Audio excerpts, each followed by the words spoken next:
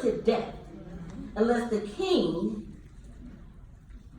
extends the global scepter to them and spares their lives. But see, 30 days have passed since I was called to go to the king.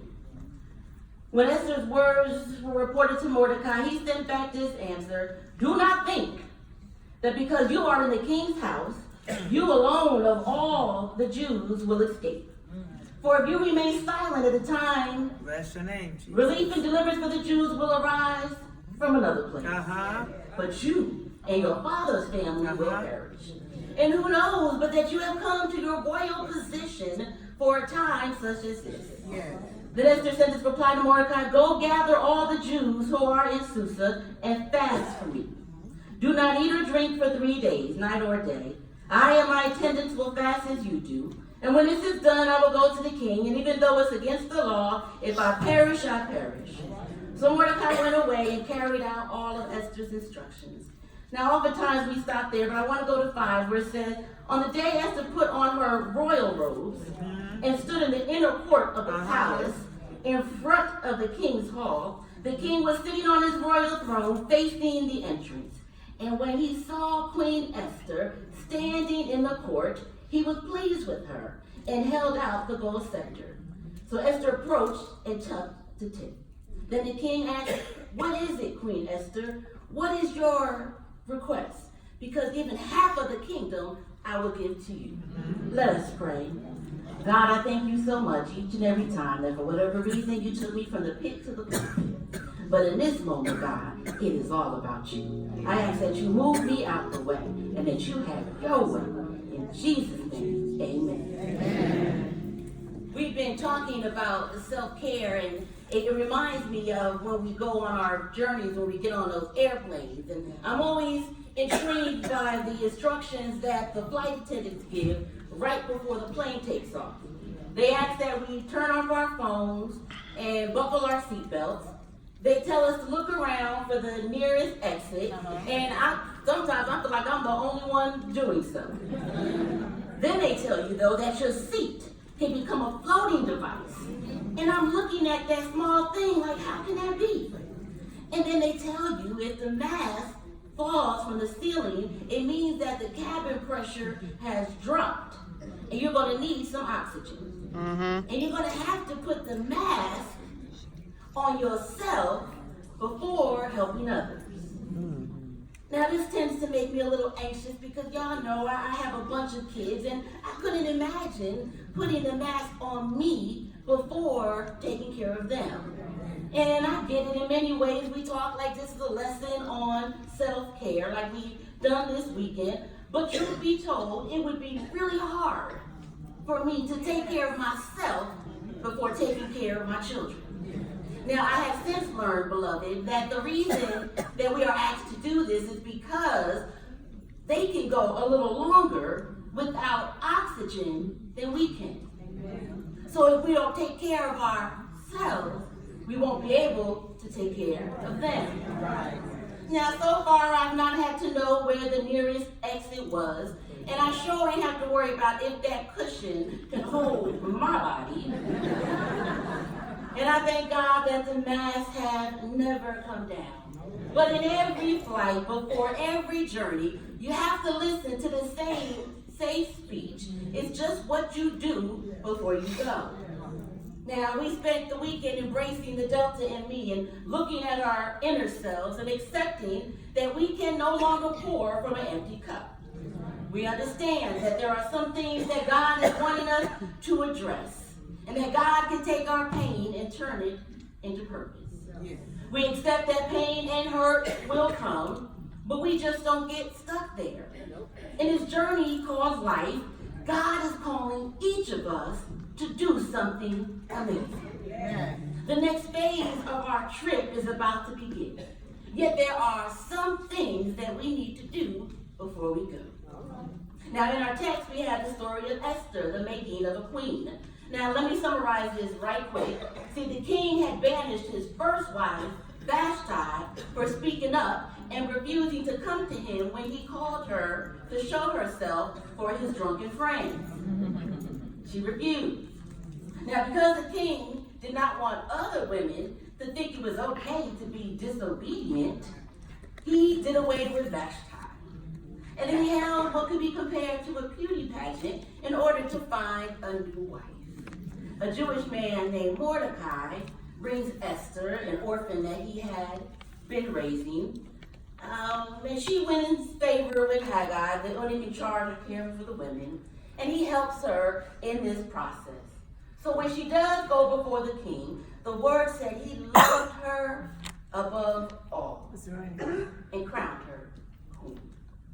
Meanwhile, Mordecai learns about the plot to destroy the Jews and appeals to Esther to intervene. She's hesitant because the law says anyone that approaches the king without being summoned would be put to death.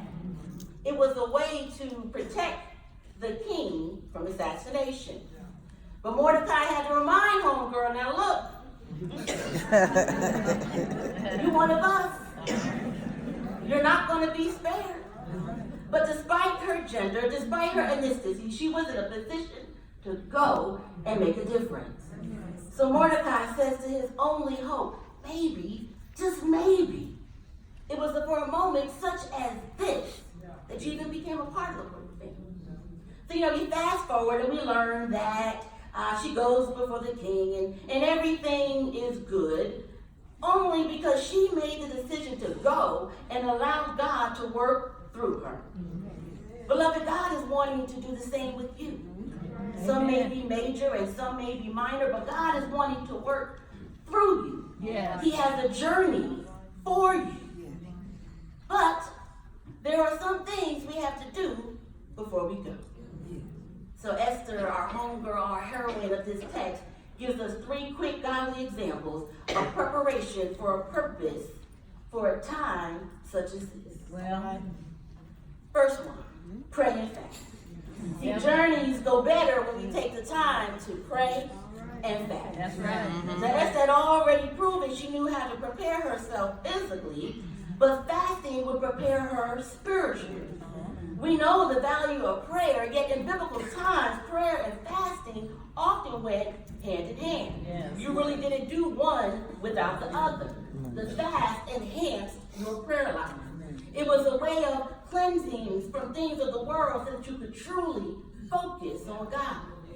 Many of us are fasting now in this Lent season. Many have given up chocolate and meat and coffee, and fasting is generally abstaining from food, and I get it, that's good. Yet there are some other ways to fast.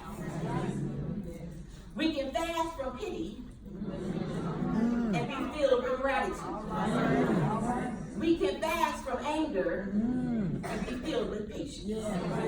We can fast from our busy schedules and be filled with peace. We can fast from using words that hurt and use words of affirmation. We can fast from fear and be filled with faith. This is what allowed Esther to say, if I perish, I perish. Fasting and prayer prepares us for the journey ahead. But beloved, I want to remind you that we cannot become complacent in our prayers. Sometimes we'll tell people, I'm going to pray for you, and then we really don't. Sometimes we pray asking God to do something, and we really don't even believe that God will do it. And then when God does do it, we sometimes fail to appreciate it. Can I give you all an example? When I first met my fine husband,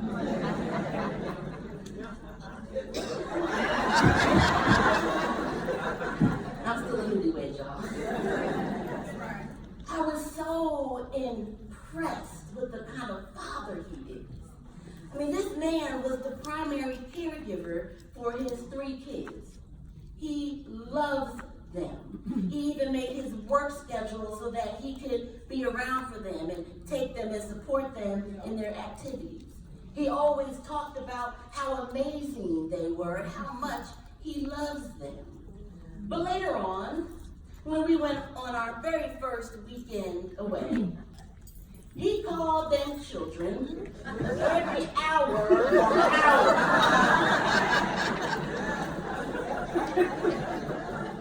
Wait. Did I tell y'all that they were 24, 20, and 14? Exactly. Here we are on this beautiful beach. I'm holding my tummy in. And you constantly calling the children. So instead of taking the mature route and remembering everything I tell couples as a therapist, I pouted. I had a straight attitude. I nearly ruined our first vacay together. But see, God had to knock me on my head and say, hey, 2 years ago, you were praying, asking me to send you a man who loves these kids and yours.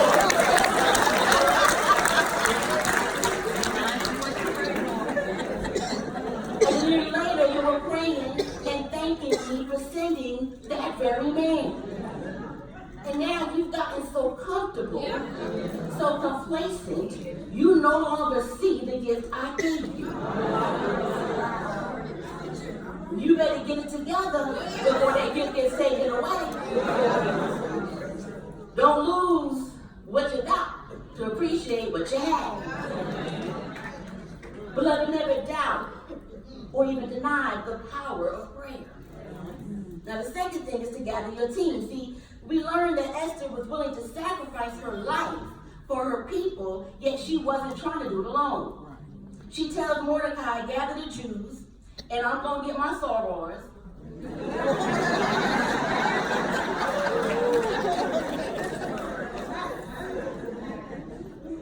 And together we're going to do this. See, as women, we sometimes think that we have to do everything by ourselves. We're afraid to ask for help because we used to think it makes us look weak. But actually there is strength in reaching out. Right. Wisdom in knowing that we can't do it alone. Remember, it was our people who invented it takes a village to raise a child. When I was growing up, the village used to be such that Big Mama took care of her kids and the kids down the block. I would remember acting up in school by the time I got to the crossing road. She got on me. So I walked toward my house, my neighbor got on me. And I still had to feel the wrath of my mama when she came home from work. And this was way before text messages and instant messaging.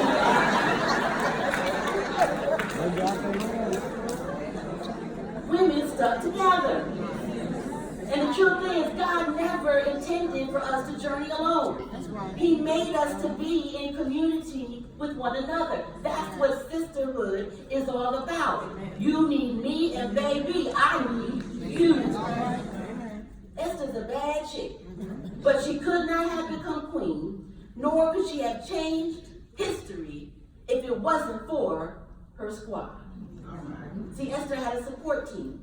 She had a Haggai, someone who cared for her, guided, protected, and mentored her, who advised her simply because he wanted the best for her.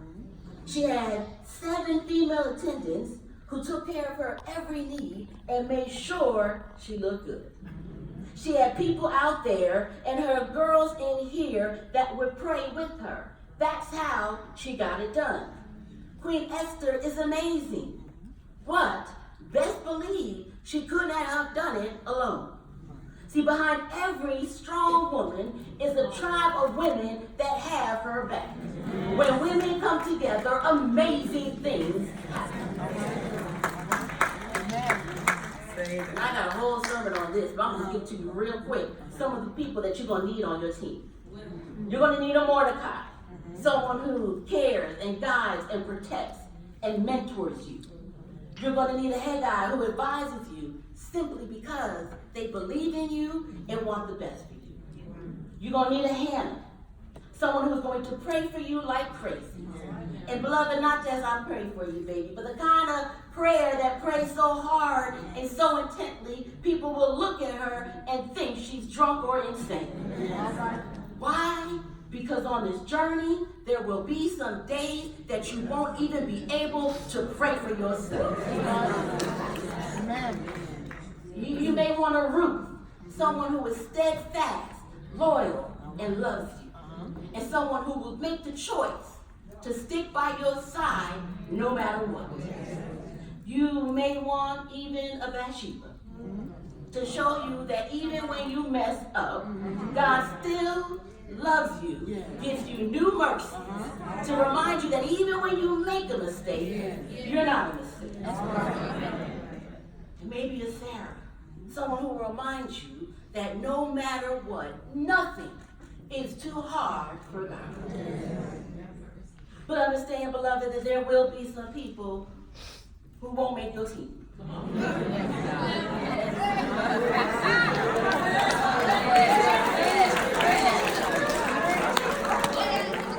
Not everyone deserves a front row seat. Your value does not change because someone else can't see it. Oh, and trust me, when you start seeing your worth, you will find it much harder to be around people who don't. That's a word. We're going to stop worrying about the people who aren't happy for you. Maybe they probably not happy for themselves either. Stop letting people who have given up on their dreams stop you from achieving yours. It's time to detox and cut some unhealthy people out your life. If they don't bring you joy, cut them out. If they constantly putting you down, cut them out. If they use you to the point of resentment, cut them out. And hear this, you don't have to feel bad about cutting somebody out your life. If you have to cut them out, they probably gave you the scissors.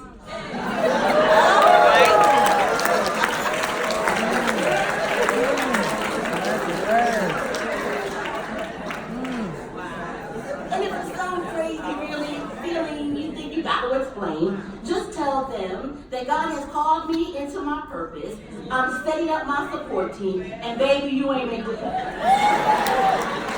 It's just some things we got to do before we go. Now, lastly, assume the position. The word says she put on her royal robes. I mean, she made sure she looked good. Because sometimes you got to use what you got and get what you want. And there is nothing more beautiful than a confident woman.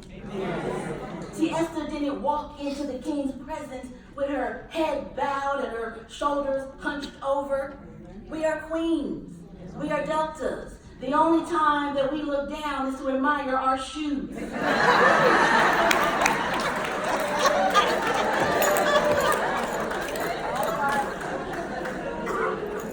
Esther arrived ready and feeling worthy. Beloved, I am not sure what the world has told you, but God wants you to know that you are worthy, that you are beautiful, that you are capable, that you are ready, that you are more than enough.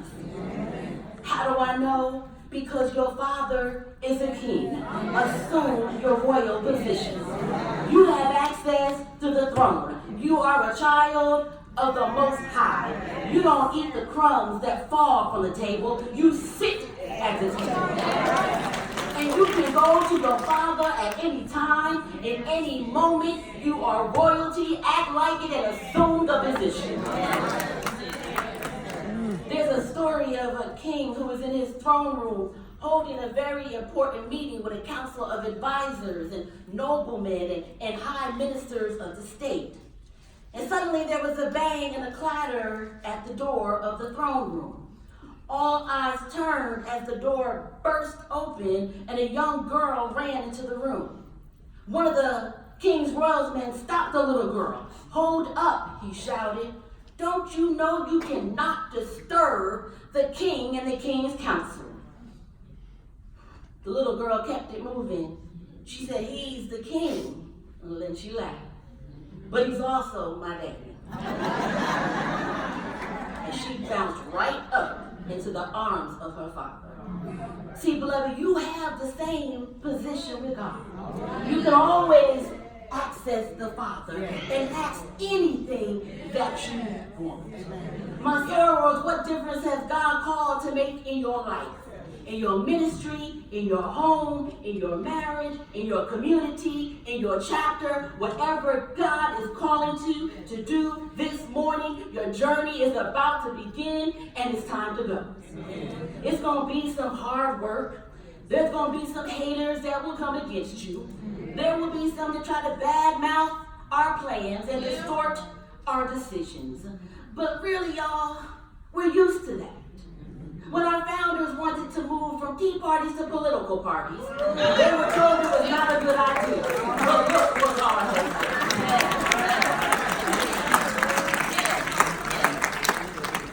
done. Beloved, it is time to take off for the journey. It's time to move into new destinies, and it's time to assume the position. Now, I got one last story before I'm going to take my seat. Now, if you are in the Diasburg Alumni chapter, y'all may have heard this. That's okay. It just means you know when to shout. All right. So remember in the beginning we were talking about this airplane, right? And so I want you to imagine this small airplane with a group of women on the plane, and they're sitting there and they listen to the pilot give that before you go speech, before the plane takes off. So then the plane begins to go down the runway, and as it's going down the runway, it begins to speed up and ascend into the sky. And as it does, the women see a snake. And this wasn't no little garden snake. This was like a big rat-type snake. And one of the women started yelling, "Do something!" The pilot, busy taking the plane up in mid-flight, asked her just to stay calm. "I got you." The woman looked at the pilot like he had a problem, and she began to get frantic. See, she wanted the pilot to stop ascending, to turn around and go back to the safety of land. She was ready to abandon the plane and give up the journey and forget all about the final destination. The pilot told her, "Calm down, trust me, and just watch. It might get a little cold in here. It might even get a little uncomfortable. I know that it's a little scary, but keep your eyes on that snake." So as the plane continued to rise, the snake began to slow its slithering. And as the snake was coming towards the woman, it stopped in its tracks. The woman looked at that snake and looked into its beady eyes and realized that the snake was dead. So then the pilot got on the microphone and began to explain this. This cold-blooded animal could not live above a certain altitude. The air temperature was too cold. The higher the plane ascended,